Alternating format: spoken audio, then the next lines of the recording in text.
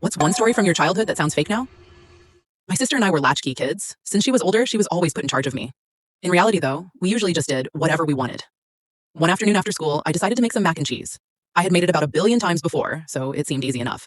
But right as the water started heating up, I suddenly had to use the bathroom.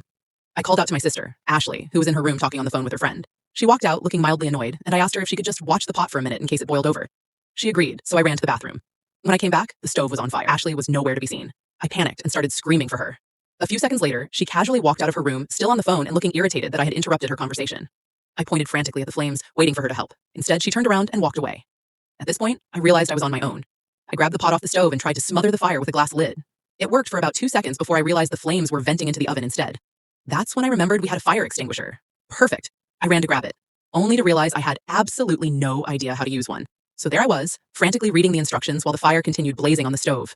Finally, after what felt like forever, I managed to pull the pin and spray it. A giant cloud of powder exploded everywhere, but the fire was finally out. Relief quickly turned into hunger. I had just saved the entire house. I deserved my mac and cheese, so I finished making it. Honestly, it still tasted pretty good. I was just finishing the last few bites when my mom got home. She greeted me casually before walking into the kitchen, where she was immediately met with a disaster zone covered in extinguisher powder. The look on her face said everything. She stormed back into the living room and found me sitting there peacefully eating mac and cheese. I immediately explained that the whole thing was Ashley's fault. Ashley had promised to watch the pot while I went to the bathroom, but she abandoned her post completely. I was the one who saved the house from burning down.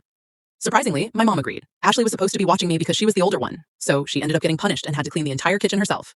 Meanwhile, I finished my mac and cheese in victory.